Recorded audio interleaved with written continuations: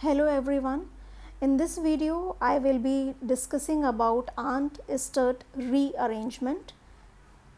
This rearrangement is conversion of a carboxylic acid into its next higher homologue or its higher derivatives such as amides or esters.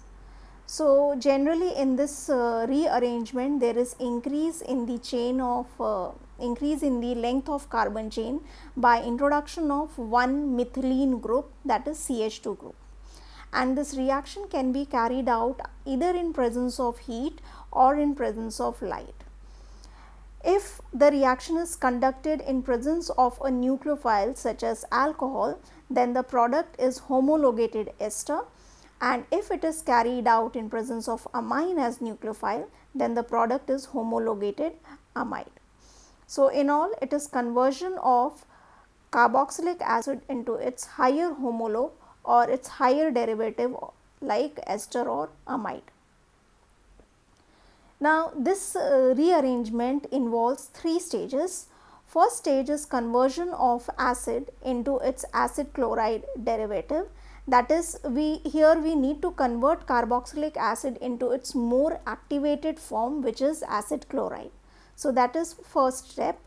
Second step is formation of alpha diazomethyl ketone, and once this alpha diazomethyl ketone is obtained, then that undergoes Wolff rearrangement, which is the third step, which can be carried out either in presence of solid silver oxide and water or in presence of silver benzoate and triethyl amine solution. So, there are three stages: formation of acid chloride, formation of alpha diazomethyl ketone, followed by Wolff rearrangement to generate final product, that is homologated product. So, this is the general reaction in which all three steps have been illustrated. So, here you can see that first this carboxylic acid, which is not much reactive, is converted into its activated form, which is acid chloride, and that is done by treatment of carboxylic acid with thionyl chloride. There will be evolution of sulfur dioxide and elimination of HCl, and we get RCOCl. This acid chloride is then treated with two equivalents of diazomethane, that is CH2N2, and alpha diazoketone is generated. So, instead of this chlorine, there will be introduction of CH double bond N2, that is this moiety, and alpha diazoketone then undergoes Wolff rearrangement either in presence of heat or in presence of light in moist silver oxide to generate homologated acid. Now, if you want to directly write the product, so what you need to do is, if you see this starting material, that is carboxylic acid. So, here I have used water as a nucleophile. That means in the product higher homologue of carboxylic acid will be formed or homologated acid will be formed. So, what you have to do is, between this R group in the starting material and this carbonyl carbon C double bond O, you introduce one CH2 group and you will get your final product. So, here you can see that methylene group, that is CH2. So, you will get final product.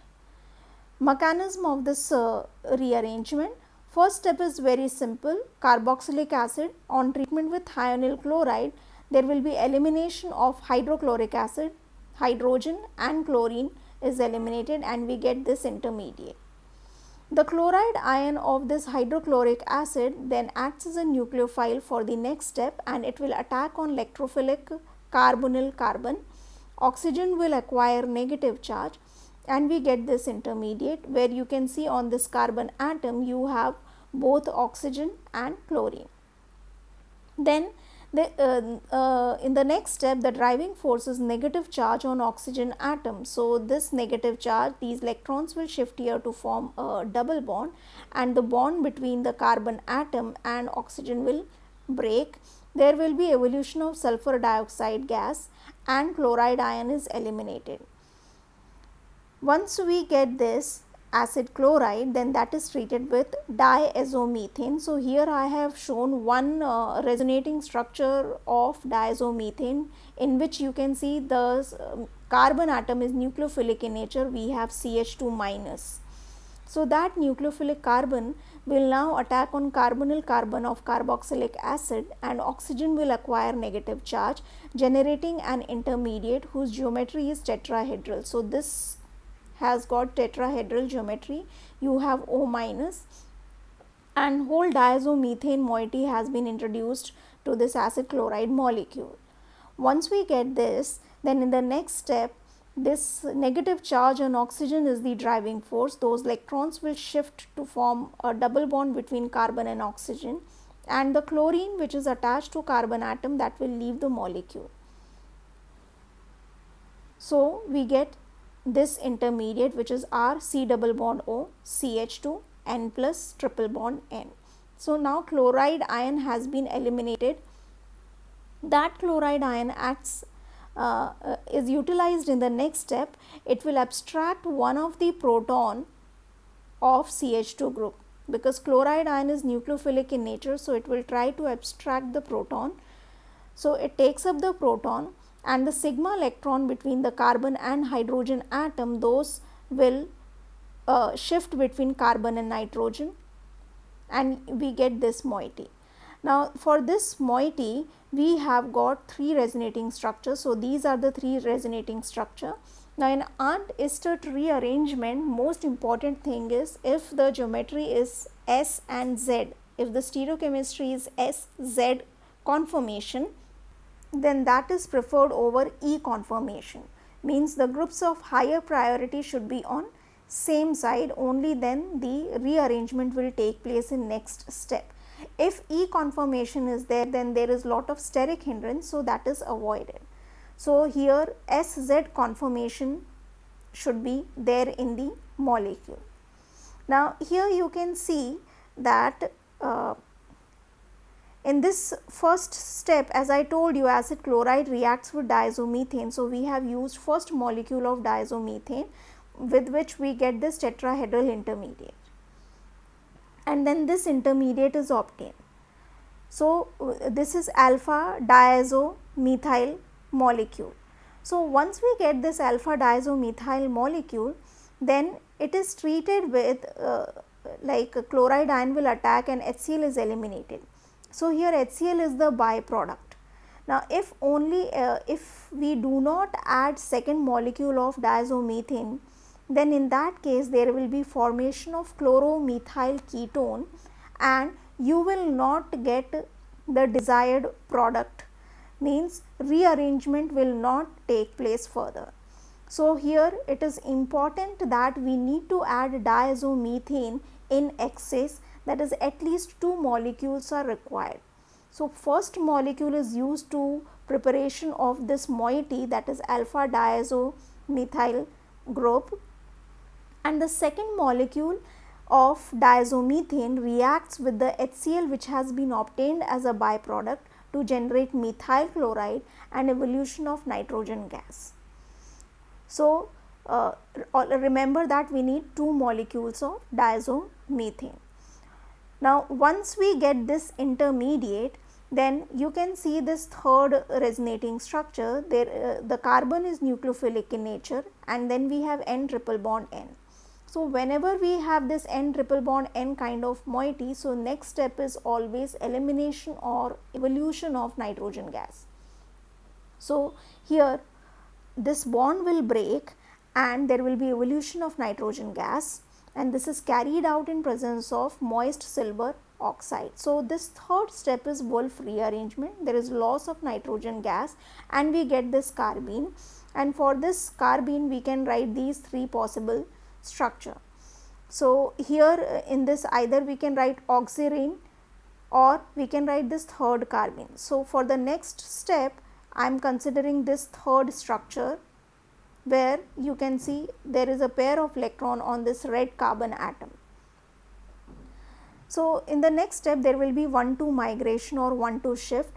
The driving force is the electron pair which is present on this carbon atom. So those will shift to form a carbon-carbon double bond, and this R along with bonding pair of electron will shift on this carbon atom, generating a ketene. Ketene can be treated with n number of different nucleophiles to generate different products. So, here I have shown NuH, that is, it is a nucleophile. So, this nucleophile can either be an alcohol or ester, alcohol which will generate an ester, or it can be amine which will generate an amide, or we can use water. If water is used, we will get carboxylic acid. So, this Nu can be either OH, or it can be OR prime, or it can be NH2 group, and we get homologated product. So, here in this rearrangement, just remember that with respect to starting material, in the final product there is one carbon more. So, I hope you have understood this mechanism. Now, as I told you, it can be treated with different nucleophiles. So, here is that ketone molecule. So, that is, if we treat with alcohol, if alcohol is the nucleophile, so what you can see, there will be evolution of this nitrogen gas, okay, and this will generate a ketene. So, after elimination of nitrogen gas, there will be migration of this R group on this negatively charged carbon atom, and we get this ketene. This ketene, if it is treated with alcohol, so this alcohol will attack on this electrophilic or carbonyl carbon atom, and upon reaction it will lead to formation of an ester. If we use water, then product will be a carboxylic acid. If we have ammonia, then the product will be an amide. So, you can see in the starting material we have R C double bond O. Now, the R is attached to this carbon atom, and we get these products, homologated products. So, let us discuss the applications of this reaction. So, this is the first example. Here we have this starting material, a carboxylic acid, and first step is treatment with hyalyl chloride. So, this carboxylic acid COOH is converted into COCl, that is acid chloride. Then it is treated with diazomethane. On treatment with diazomethane, we get this alpha diazo derivative, alpha diazoketone derivative will be obtained. You can see here there is negative charge on carbon atom. Then it undergoes Wolff rearrangement. Now, here in Wolff rearrangement, you see there is moist silver oxide, means water is used as a nucleophile. Since water is used as a nucleophile, so your product will be homologated carboxylic acid. So, what you have to do is, this whole group shifts on this carbon atom, and we get COOH group. So, with respect to starting material, there is one extra CH2 group in the product. So, we get homologated carboxylic acid. This is another example. If you want to directly write the product, then you just have to introduce one CH2 group over here and convert this CO group into COO ester. Now, here ester, why? Because we have used methanol as the nucleophile, and the reaction here in this case is carried out in presence of light. This is the mechanism of this example, where we get acid chloride on treatment with hyalyl chloride. So, that mechanism I have not shown. Then it is treated with diazomethane, which will attack on carbonyl carbon, and chloride ion will leave the molecule to generate alpha diazoketone. This alpha diazoketone then undergoes deprotonation. We have CH2. So, from here one proton is eliminated. We get nucleophilic carbon atom. So, in the next step, what will happen? There will be elimination of nitrogen gas, and we get a carbene. This carbene will undergo migration, where the driving force is pair of electron present on this carbon atom. So, those electron will shift here, and this whole molecule ring, cyclohexene ring along with CH2 will shift on this carbon atom to generate this ketene. Now, here the solvent nucleophile is methanol. So, this methanol methoxy group will attack on carbon atom. Oxygen will acquire negative charge, which is followed by tautomerism to generate this product. So, with respect to starting material, in the final product we have got this carbon, which is extra carbon atom. So, here in this the product is homologated ester. Here are two more examples where we have this furyl derivative.